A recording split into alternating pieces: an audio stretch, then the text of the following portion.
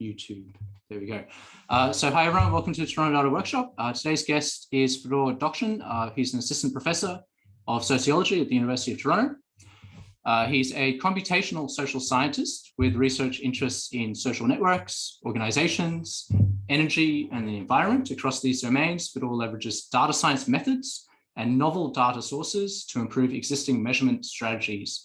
Fedor is, of course, brilliant, but there's a lot of brilliant people at the University of Toronto. What sets Fedor apart from me is that he's also lovely.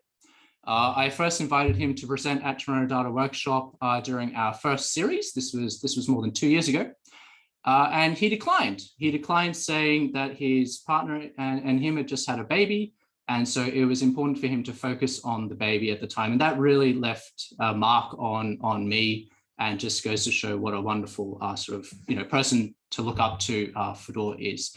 So thank you very much for your time, Fedor, and very much looking forward to your talk. All right, thanks, Rohan, for that nice introduction. Let's see. You guys can see me? Now I can't see anything, so. Yeah, so we can see you. Okay, and my slides? Oh, I have to share. Not sharing yet.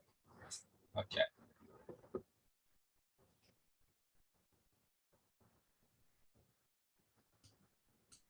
Okay, here we go.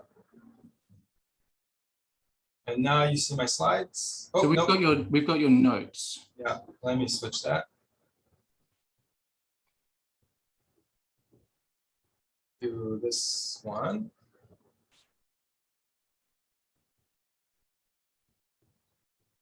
Okay, now you got it? We've got your slides, yeah. Great. All right, so thanks for that introduction, Rohan.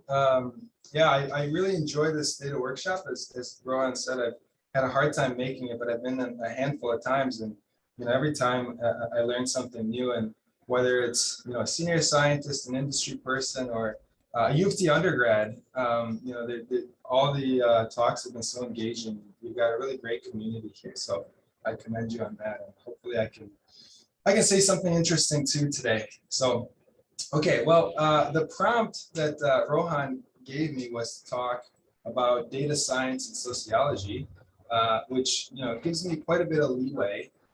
So I thought I'd do the following. So I'll start with kind of very briefly talking about computational social science, so in general, which is where data science kind of lives in the social sciences. And what I hope to convey here is, the way I see it, computational social science is less so a set of tools than, a perspective that appreciates the substantial opportunities that are out there for social science research if you're willing to write a lot of code and learn new methods on the fly, which is, as I see it, kind of the spirit of data science. And notably, this is not, at least yet, what most social science programs teach their PhD students to do. So, and I hope they do more of it. And then the bulk of the talk, I'm having trouble going, there we go. The bulk of the talk, I'll introduce, 3 studies from my own work. Each one kind of addresses very different substantive questions, but I think together they illustrate my view of where data science tools kind of fit within social science research, and why I'm excited about the future of computational social science, and you should be too. Okay. All right, so let's start. So if you're looking for a formal definition of computational social science, here's one from a recent article published in Science by a few of the leading researchers in the field. So they define computational social science as the development and application of computational methods to complex, typically large-scale human, sometimes simulated behavioral data. Right. So I've highlighted kind of a few of the buzzwords that are typically associated with computational methods. So with computational social science, so computational methods, complex data, whatever that means, large-scale or big data, and then behavioral. Right. So. But there's still kind of a lot to unpack here. So I'll give you my take on it, which is a bit more of a informal, colloquial take on computational social science. I've always found it easier to define, what computational social science is not, right? And for those of you not in sociology, there's a long tradition of very good quantitative research in the social sciences. And for a century, that's basically meant collecting survey data from random samples and analyzing it with regression type tools. And there seems to be a general agreement among computational social scientists that that traditional mode of quantitative analysis is not computational social science. So one helpful way that I think about computational social science is as quantitative social science research, though that could be debated, I guess. But quantitative social science research that is not solely based on standard survey methodology, and that has one or more of the following features. And I'll say that this is not an exhaustive list. It typically involves very large data sets, so many times larger than the typical survey. It requires significant computational resources. It relies on unstructured data sources, which require a lot of pre-processing. So for example, text data that you have to clean, apply various natural language processing methods to, etc. Generally involves writing a lot of code, which is something that's new to most social scientists. It collects data from the internet. This is kind of a freebie. If you're collecting data from the internet, for some reason, you're always doing computational social science. And then, the last one is using statistical approaches that are not currently common in the social sciences. And this one, might seem a little bit arbitrary, but from the vantage point of social scientists, where we have kind of a core set of methods that everyone learns. When you bring in a new method from statistics, some machine learning technique or something like that, that's computational social science also.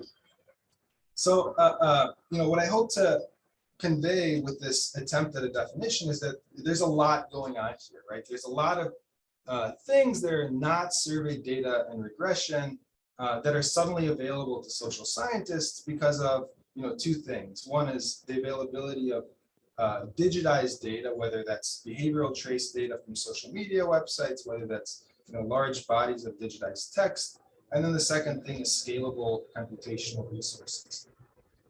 So in my view, computational social scientists are researchers who are identifying and taking advantage of these new opportunities to measure things better, or at least in new ways.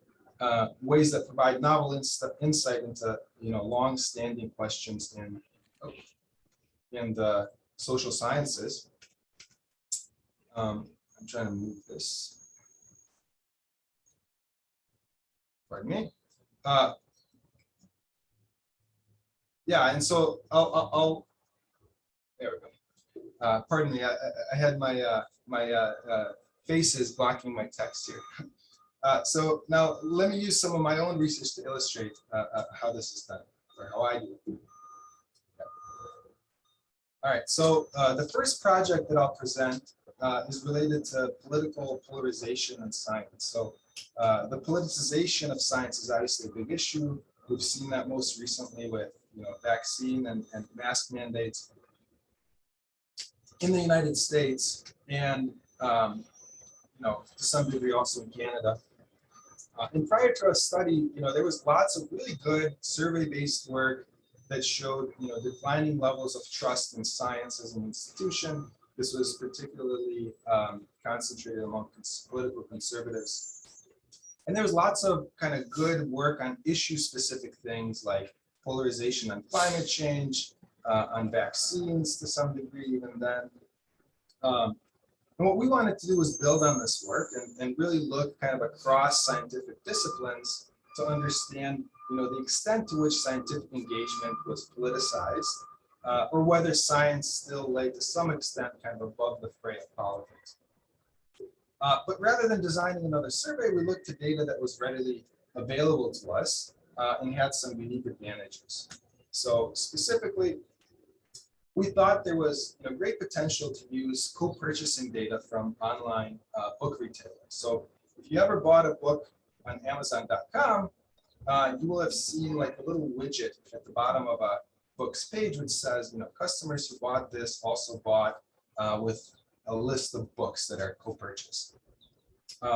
Now, just to note that this has changed a lot in the last few years. as online retailers kind of develop more sophisticated recommendation algorithms and personalization, some of which has been the subject of congressional testimony this week in the Facebook case. But back then, when we were collecting these data, the recommendations were based on a pretty straightforward kind of collaborative filtering algorithm based on a simple cosine similarity measure, which allowed us to reverse engineer the actual co-purchase graph. So we collected the data using a web scraper that started with a couple of political books, and then we followed the co-purchasing links until we were getting no more books. So we obtained ultimately information on 1.3 million books sold on Amazon.com at that time, which was virtually every book that was bought on Amazon. And we could represent the books as a co-purchasing network, right? So books that were often purchased together were closer to each other and had stronger edges than books that were rarely purchased together.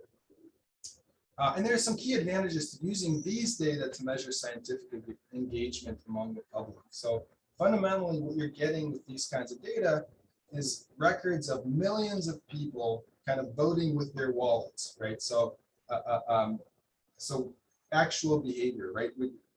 Which is way better or more reliable than what you get if you ask people about their book consumption, right? So it's like, if you ask me what kinds of movies I like, I might tell you that, I like really highbrow stuff, like, classic Hitchcocks and highbrow documentaries. I might even believe this myself, right? That I have these sophisticated tastes. But the truth is that if you look at my, Netflix history, I watched The Hangover like 5 times last year, right? It's similar with scientific engagement, right? People's purchasing behaviors are going to give you much more credible measures of what they actually do, right? So to summarize, these data are behavioral, right? They're not self-reported. They're collected in real time. They're not retrospective, so people don't have to remember what they did. They're voluntarily submitted in a natural context that people are already engaged in.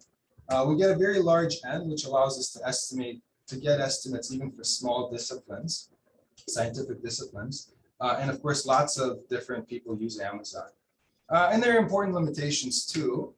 So we don't get any demographic data with co-purchase Amazon network data. And of course, a lot of people use Amazon, but not everybody. So it's not a representative sample of the public. Okay, so we had 1.3 million books connected by 2.26 million co-purchase links. But we obviously didn't know who the conservatives were and who the liberals were who were purchasing it. But we figured that conservative political books are probably bought by conservatives and liberal political books are mostly bought by liberals. So we identified some liberal and conservative political books. As you can see here on the right, we get these 2 really dense co-purchasing clusters, which means that liberal books are mainly bought with other liberal books, and conservative books are mainly bought with conservative books, which suggests that this should be a pretty good proxy for liberals and conservatives. And then having identified these 2 clusters of books, we asked, well, people who buy conservative books, what other books are they buying, right? Specifically, which science books are they buying? And then the same thing for liberals. And we wanted to look across disciplines and then within disciplines. So let me just present a couple of results.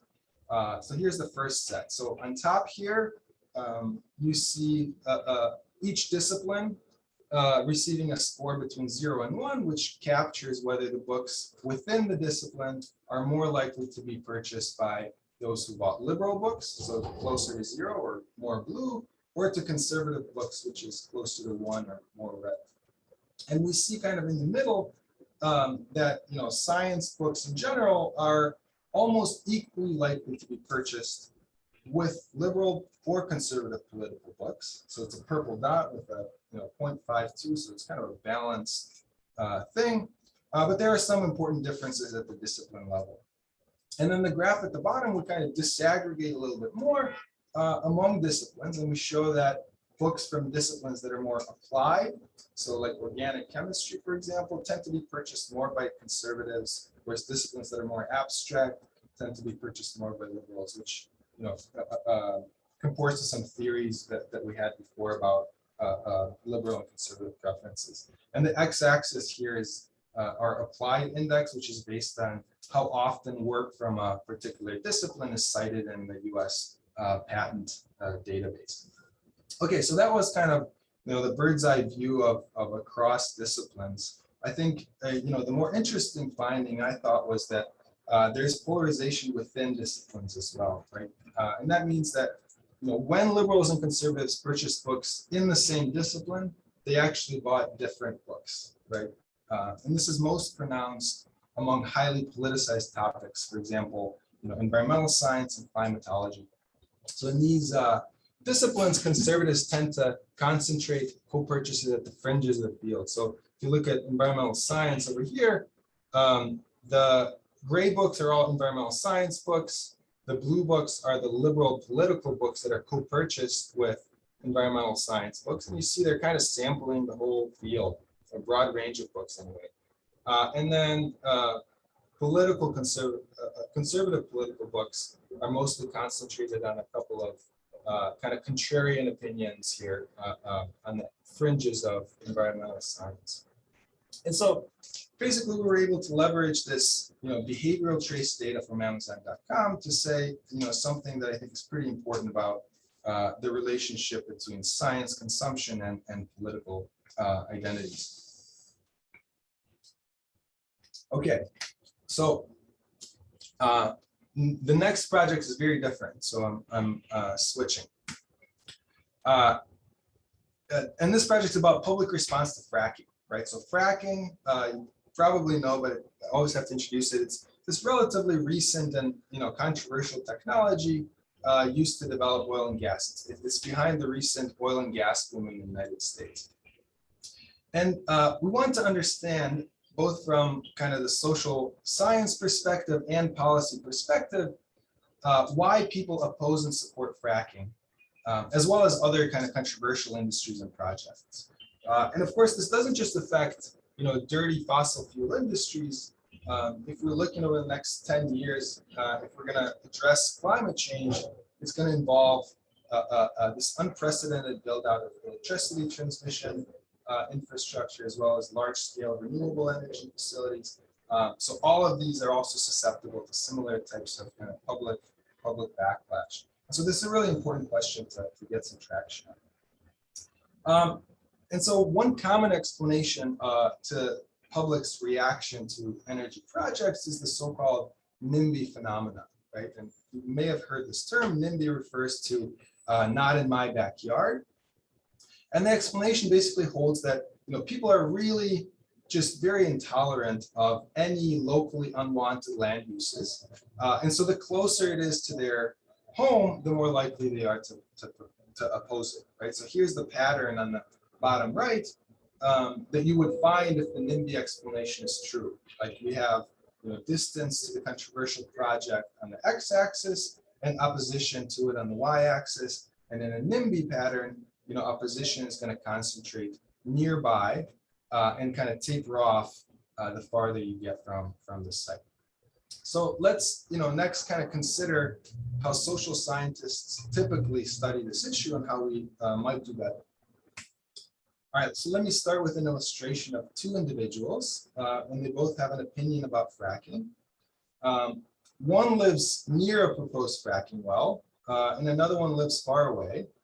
And in a typical study of public response that we've been doing for decades, we would ask each person, usually using some Likert type scale, how much they support or oppose the industry, right? And in this example, both of the individuals say they're extremely opposed to development, right? So 5 out of 5 on a Likert scale. Of course, you don't stop there. You get a larger sample of respondents, and then the researcher will run some regression models to kind of estimate the effect of proximity on opposition to development, conditioning, and other variables. And this is how research identified the NIMBY phenomenon, right? So opposition is more likely to be nearby. But if you actually look at the research over the last 10 years, you'll see that the NIMBY pattern is not robust at all, right? So you'll find studies that find a positive relationship, so the exact opposite which indicates that people nearby actually support the project. There's studies that find a curvilinear relationship, so indicating there's some kind of Goldilocks zone of opposition. And then there's studies that find no relationship, right? And what typically happens is researchers then come up with kind of an ad hoc explanation for each pattern, right? If it's a positive slope, maybe people overemphasize benefits of the project, right? If it's a flat line, then maybe it's just ideology, and people don't really weigh interests as much as we thought they did. But what's missing from these studies is kind of an appreciation that maybe people oppose projects for different reasons, right? So something that you wouldn't know if you only measured attitudes on a 1 to 5 scale, right? So for example, looking at these two individuals, the respondent who is nearby said they're really opposed to fracking, but if you look at what they say these roads cannot handle the kind of number of trucks that will come from drilling, right? So these are kind of local concerns. And then the person far away says, I have a basic concern about continuing and encouraging reliance on the use of fossil fuels. So we have these two individuals who report the same level of opposition to fracking, but for two fundamentally different reasons, right? And these inconsistent results that we're getting from the empirical studies may just reflect an underlying heterogeneity of types of opponents and supporters, right? That different projects tend to mobilize. And in the past, this is the domain of ethnographers and qualitative researchers. They do this stuff really well. They go and actually talk to people, and they understand where people are coming from, right? That there's these multiple meanings of fracking. But with digitized text data and some computational text analysis methods, we can do similar analyses and now at scale, right? So, and that's what I try to do in this study. All right, so as with the Amazon co-purchasing data, there's already existing real-world data that is just waiting to be analyzed. And in this case, it's public comments. So when there's a regulatory review of something, in most democratic systems, the regulatory agency is required to solicit public input, right? And these public consultations often emerge as kind of focal points of public debate over the industry. And this was the case certainly with fracking in New York State, where I conducted this study. So there were about 30,000 public comments that were submitted during this round of the review, and I obtained them by using a basic public records request, which I encourage social scientists to use. It's an underutilized tool. And then, they sent me these comments in digitized form. I then filtered out all the comments that were duplicates using some basic pre-processing steps, which left me with just over 8,000 comments, which I call individually authored comments. So these are, unlike most of the comments, which are usually part of some environmental group's campaign, and you just endorse their vision or something. Here, the idea is that people sat down and composed these themselves, right? So it reflects some individual's opinion. And the comments, the nice thing is that the comments also came with some metadata, which included the author's names and addresses. So I could geocode these with relatively high precision. You see the distribution of the comments across the state on the map on the right. And I also knew, where fracking would happen in New York, right? There were already some proposed wells. These are in those black triangles on the map. And also there's the Marcellus Shale Formation in gray, which is the extent of the gas-bearing rock. So we know that no fracking could happen outside this area. So if you look at the map, we have lots of comments coming from places that would likely be affected by fracking, but then also a bunch of comments coming from New York City and places that have very little chance of having direct impacts.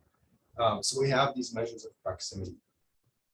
And then, in this case, I applied just LDA, so topic, your standard topic model to the public comments to try to identify the types of concerns that people expressed in their comments. And then having the proximity measures, I could then examine how they changed across space. And so here's some results. So I present these kind of continuous measures first, just so they map onto some of the NIMBY and other patterns that we saw. And there are some NIMBY topics, right? So as you would expect, quality of life is more likely to be talked about nearby and less likely far away, right? Property rights, setbacks from personal wells, etc. But there were also lots of concerns that had a flat slope or even a positive slope, which means that different people associated different meanings with fracking. And the prevalence of different meanings varied systematically with distance from development. So here's another view of this, but using the binary measure of proximity, right? So bars that are to the right of 0 represent concerns that were more common in communities that were on top of the targeted formation. So on the right, it's more likely to have fracking. And bars to the left of 0 indicate that the concerns were more common in communities far away from any development. And here I basically classify the concerns by type and show that folks living nearby had a diverse set of concerns and tended to focus on kind of local pragmatic issues. Whereas the individuals who were far away, those are the left bars, they focused on a few salient environmental issues, right? The exception here is kind of proves the rule. This is a social economic topic, but really it's just about renewable energy. So promoting renewable energy. So there are more results in this paper that kind of look at discourse dynamics across space, but I primarily wanted to just draw your attention to the kinds of opportunities that large-scale analysis of unstructured text opens up to social scientists, right? There was this standard way of doing this type of work that relied on random samples, and those tools implicitly led researchers to view opponents and supporters as these homogeneous groups. And here, we're able to look directly at the concerns that people express, right, at scale, again, and we can see that fracking has these multiple meanings for different people, and that these meanings vary systematically across space. So here's just the distribution of top concerns by county, which just shows that concerns also clustered in space, which is consistent with a lot of ideas about sense of place and the importance of place anchoring risk perceptions. And on the other hand, we have these dark gray counties where the dominant concern is climate change, or one of these placeless concerns. Okay. All right, so this is my last project that I'll talk about. And this is a work in progress. This is something I'm actively working on. So I have some preliminary results here. And the project focuses on the diffusion of rooftop solar. So the general puzzle here is, how do you get people to switch to renewable sources of energy, right? So obviously, an important question right now. And for a long time, this was seen as kind of a technological problem, right? So solar was just too expensive. And so we need to just invest in better R&D. But today, depending on where you live, solar might actually be the cheapest way to generate electricity. And so, as these technologies mature, whether it's solar, whether it's wind, it's becoming increasingly apparent that, the major barriers to deployment are not technological, but social and political. And so this project, toward that end, this project kind of looks at the effects of things like political identities, which is what I'll talk about today, but also, neighbors. So if your neighbor installs solar, does that increase your chance of installing solar? Specific government policies, including incentives. And then we're looking at how social movements that kind of organize campaigns to promote renewable energy, if they have an effect on adoption as well. And this all falls under the umbrella of kind of research on environmental and energy behaviors. And there's lots of work existing on this, of course. And the standard methods are, as always, surveys, and to some extent also these small-scale experiments. And again, some really great research using both of these approaches, but also some significant limitations that we'll try to fill with data science approaches of this. So surveys, are great. You get a representative sample, but they tend to ask about behavioral intentions, right? And unfortunately, behavioral intentions tend to be quite unreliable, especially when we're talking about socially desirable behaviors like most environmental behaviors. And then experiments, overcome this problem, and they actually sometimes use actual purchasing behavior. So, for instance, they give subjects, a small budget, and then have them decide whether to pay a premium for an energy efficient light bulb or something. That's one recent study in this area. But it's really difficult to generalize, from a light bulb to rooftop solar, right? Which is obviously a much larger investment and has other pretty unique features. So it would be great if we could study people's actual decisions to adopt solar and be able to distinguish homeowners who adopt solar from those who don't. And this is where we can turn to large scale administrative data. So we often forget, but the government is really good at keeping records, right? They know a lot about us. And through participation in solar incentive programs, which are administered by state agencies for the most part, this includes information on who installed solar, right?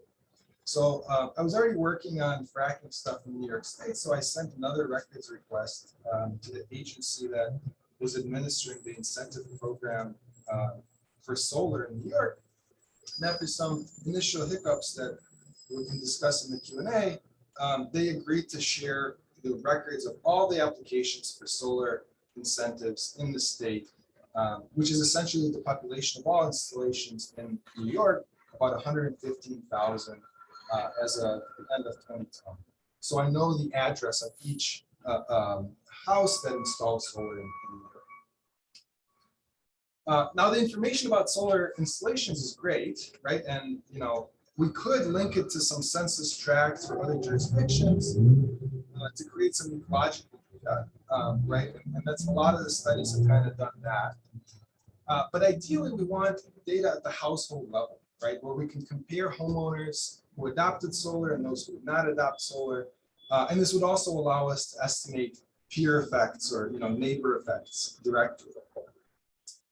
And remarkably, there are other administrative records that allow us to do this, right? So administrative records that are actually in the public domain, so they're available to anyone.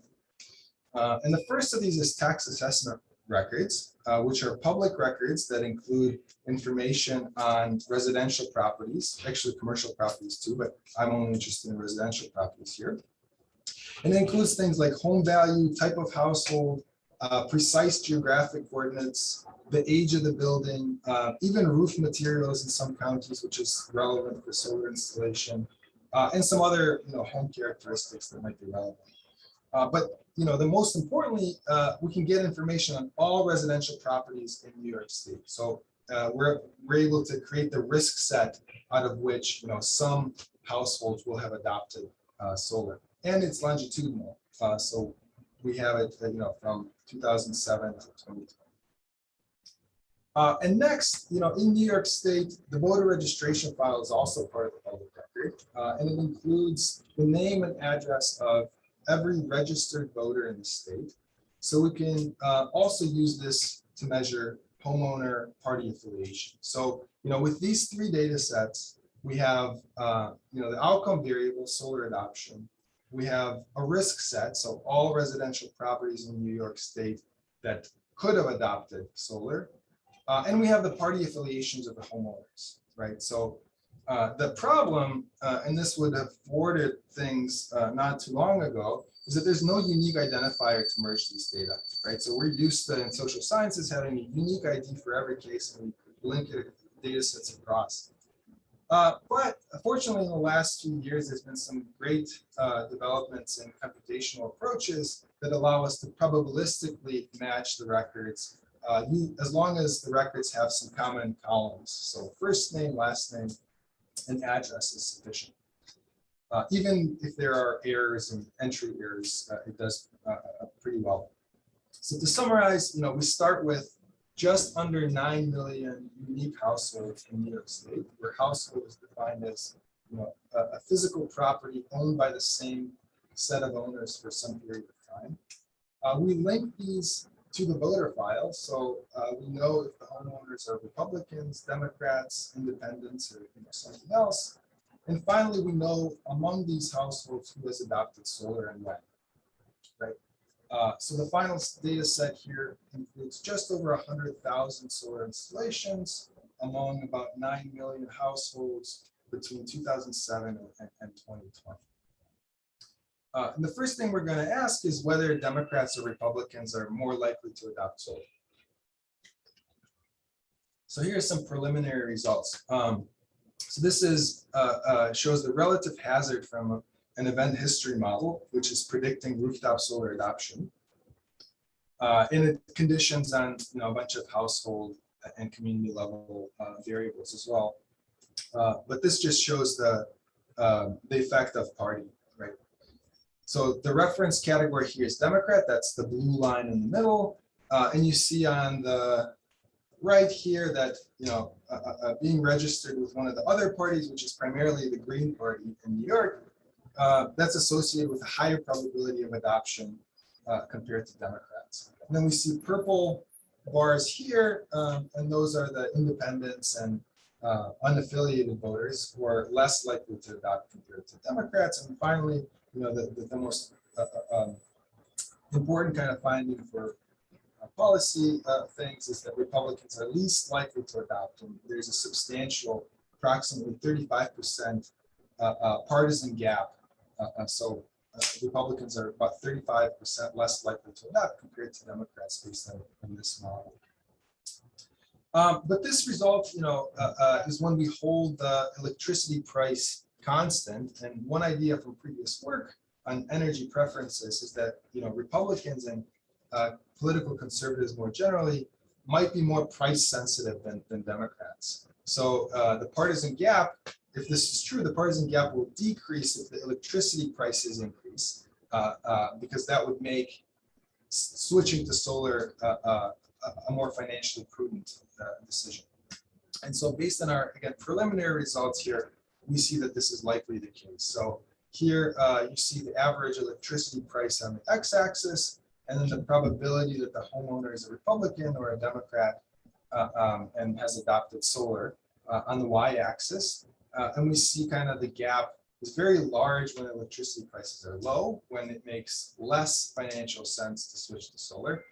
Some people call this like the conspicuous conservation effect. So Democrats are willing to put up solar just to signal that they're green to some degree. But then, when electricity prices increase at 19 cents per kilowatt hour, the two types of homeowners are basically equally likely to adopt solar. Okay. All right, so time to just wrap up. I know I covered a lot. So I've shown you kind of three very different examples, both in terms of the research question that was asked and the data that we were able to use. And what they have in common is they take an important, in my opinion, question in sociology, and they try to identify strategies enabled by data science tools to measure things a little bit better. And we're only about a decade into computational social science really being a thing, and so there are still so many opportunities across the social sciences to leverage data science approaches to gain new insights. And this is certainly going to come from social scientists, hopefully investing in data science skills, and also data scientists, hopefully taking an interest in some of the important questions that social scientists have been working on for some time. Okay, so that's all, and I look forward to questions. Thanks very much, Fedor. Really appreciate it. Yeah, just delivered in spades. So thank you so much. Really appreciate it. We'll do the usual question, which is, are there any books that you recommend folks read? Then we'll turn off the video, and then we'll ask for some reactions or questions from folks. So if anyone wants to do that, just please raise your hand, and Amy's going to share that. So, but anyway, just to do this, are there any books that you recommend folks read? So thanks for preparing me for this question. But yeah, so in terms of computational social science, I would recommend, since that was the topic of the talk, I bet some folks are already familiar with it, but Matt Solganik's great book, Bit by Bit, is a very good introduction to the kinds of things that I was talking about at a conceptual level, right, which really identifies some of the tensions and data scientists talking to social scientists, and social scientists talking to data scientists. So I'd recommend that book. Thinking about just good books that I read in the last year, one that stands out is Tom's River by Dan Fagan. And I don't know if it was a Pulitzer Prize winner like in 2013 or 14. And it is this journalistic account of uncovering a cancer cluster in New Jersey. And, I read it because I don't know, I liked some nonfiction, but it actually ended up having lots of really interesting statistical stuff, right? Just the idea of how difficult it is to identify a cancer cluster from noise, right? I was reading this chapter, and I'm like, oh, this would be great for my intro to stats class. And then I think for anyone who does statistics for a job, it does a really good job of contextualizing things and pointing out how there are politics and social things that are guiding on which questions are asked in the first place, which clusters are investigated, and even once the models are run, how results are interpreted. So I think anyone who's doing statistics for a job would benefit from reading that book. That's excellent. Really appreciate that. So we'll turn off the recording and then we'll just go to some reactions. If folks want